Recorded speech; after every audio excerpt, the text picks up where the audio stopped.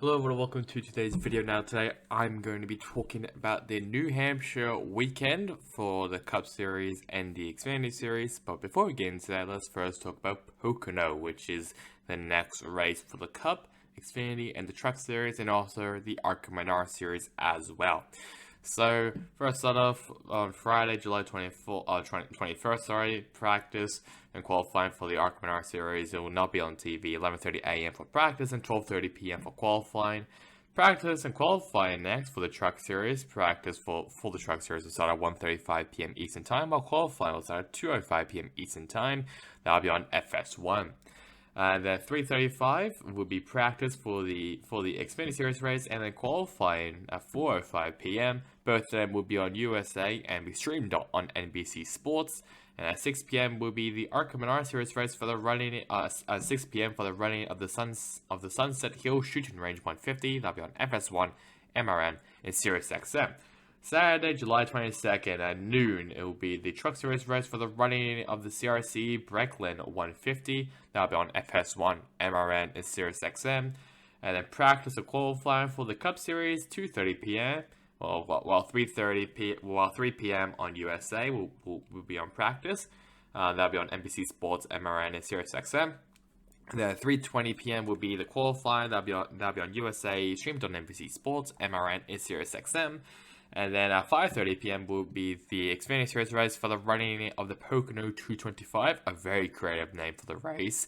That'll be on USA, streamed on NBC Sports, MRN, and SiriusXM.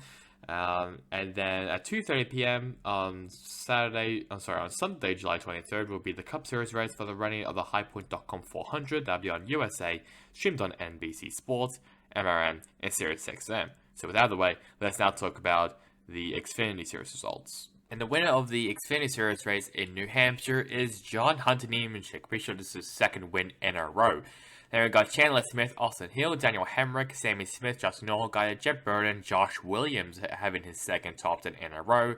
Brad Moffitt and Mason Massey for Essex Greenlight Racing ran out the top 10.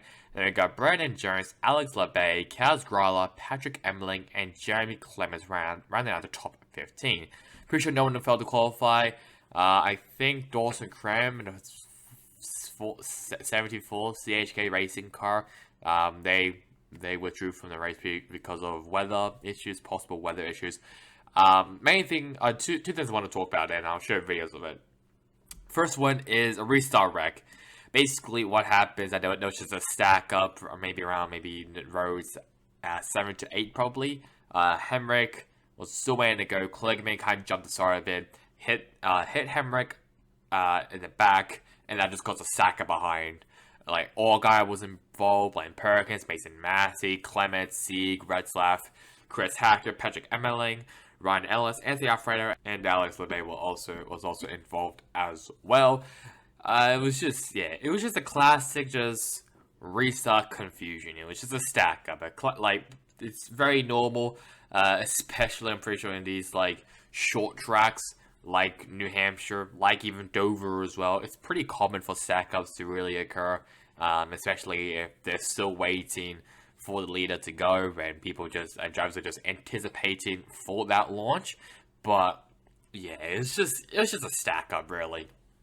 The other one I want to talk about is Cole Custer and Sheldon Creed.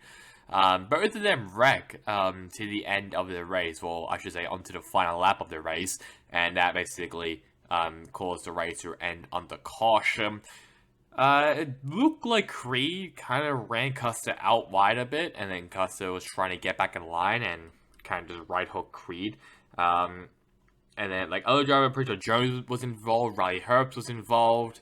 A couple other drivers was also involved as well, but I mainly want to talk about Custer and Creed. They were battling for third place as well for exiting turn 4, and Creed kind of washed up a bit high, gave Custer no room, almost no room. Luckily, there was just some room for Custer to just have a little breather. Then I don't think Custer right hooked Creed, which is a good sign, but I can imagine that Custer was not happy with Sheldon Creed after that. One thing I will also talk about as well, one more thing before we get into the other finishes outside of the top 15. There was also I'm going to try and find a tweet, But there was apparently a little scuffle after the race. We don't know which drivers it was, but apparently, according to the Twitter, there was a bit of a scuffle there. But the drivers were identified. But yeah, that's just something as well I want to mention as well. And that's just normal New Hampshire. Yeah, Tempest flares in New Hampshire as well. Just like Bristol, Tempest flares also over in New Hampshire Motor Speedway. Let's have a look at the yellow finishes outside of the top 15. Austin Dillon driving for Colleague Racing. He finished alright. There's Chris Hacker who was involved in the wreck. I think Mosak spun out at some point. Perkins was involved in that restart wreck. Cole Custer and Sheldon Creed, 21st and 22nd. Riley Herbst is also 20th. What else we have here? Parker Retzlaff, I'm pretty sure he was involved in another accident. Kligerman, Sieg, Alfredo, all three of them were out because of that wreck. And last place is, I'm pretty sure for the second race in the row was Greg Van Als due to a brakes issue for the 45 Alpha Prime racing car. So with that out of the way, let's now talk about the Cup Series results. So for the Cup Series results, Martin Truex Jr. wins at New Hampshire. Then we got Joey Logano, Kyle Larson, Kevin Harvick, Brad Keselowski, Tyler Reddick, Denny Hamlin, Bubba Wallace, Austin Dillon, and Chase Briscoe ran out the top 10. Then we got Eric Jones, Chase Elliott, Michael McDowell, Alex Bowman, and Chris Buescher ran out the top 15. So a lot of stuff really happened. I mean, other than Truex basically dominating this whole race, and I was winning both stages 1 and 2, like 254 laps. He just dominated the whole thing. So, yeah, we'll just ignore Truex. One thing I will want to talk about is Christopher Bell, the pole sitter. He crashed out pretty late into the race. He just got loose. I'm pretty sure on turn 4, just got loose really. That's nothing else I can really say. He was definitely one of the favorites coming into this race, and so since he is really good at New Hampshire. But he just crashed out really late and had a pretty poor finish. Pretty sure he finished in 29th place, I'm pretty sure. So, not a good look for Bell, considering he is still in the running of possibly taking the regular season championship. But with this performance in New Hampshire, it's going to be a bit difficult for him. As well as Kyle Busch, I'm pretty sure he crashed out somewhere, and there was also an altercation as well after the race between Michael McDowell and Ryan Preece. Basically, something happened on the track that I don't think McDowell was happy about. I'm pretty sure it was a civil conversation. It wasn't like a fight or anything.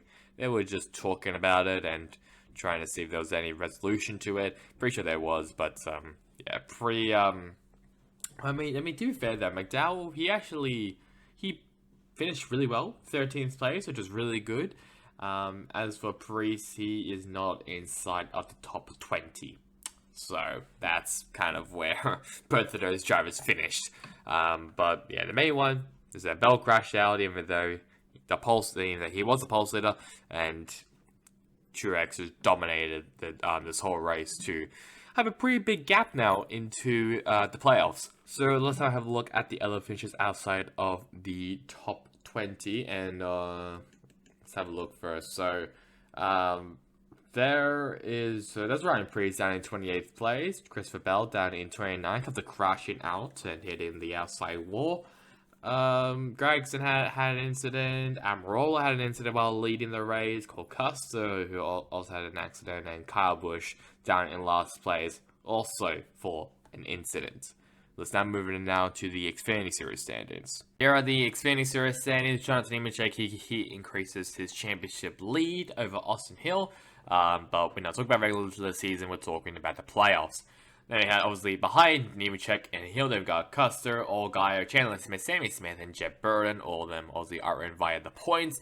Then we got Josh Berry, who's mathematically in 105 above the cut line. Daniel Hemrick, plus 71 above the cut line. Sheldon Creed, plus 45 above the cut line. Sam Mayer, plus 63 above the cut line. And Riley Herbst, plus 18 above the cut line. The closest driver is currently Parker Kligerman, minus 18 below the cut line.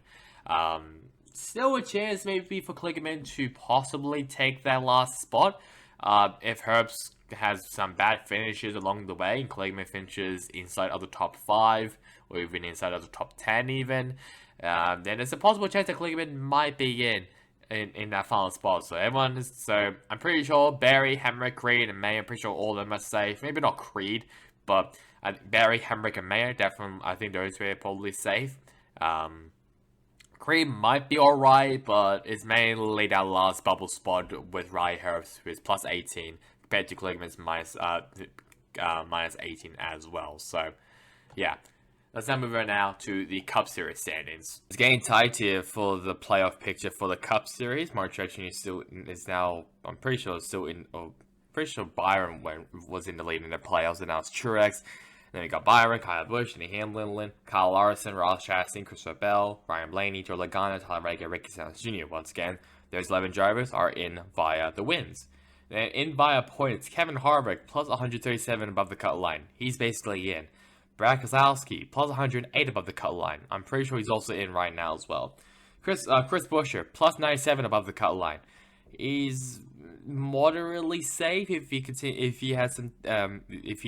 to be consistent. Then I'm pretty sure he'll be all right because I'm pretty sure it's like 6 races until playoff starts for the Cup Series. So the playoff picture is slowly getting there.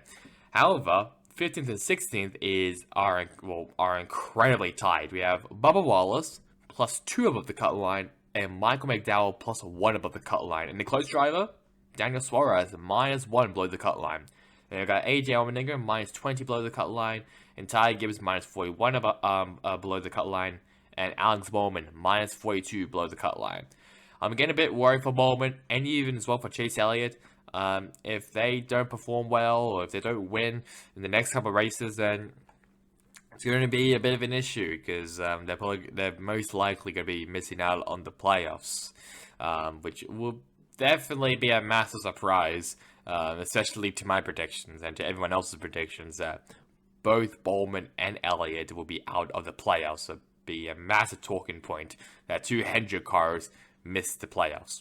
But Wallace and McDowell, they need to be sweating. They need to have good finishes, basically for the rest of the regular season. If one of them crashes out, then they will be below them. They will be below the cut line.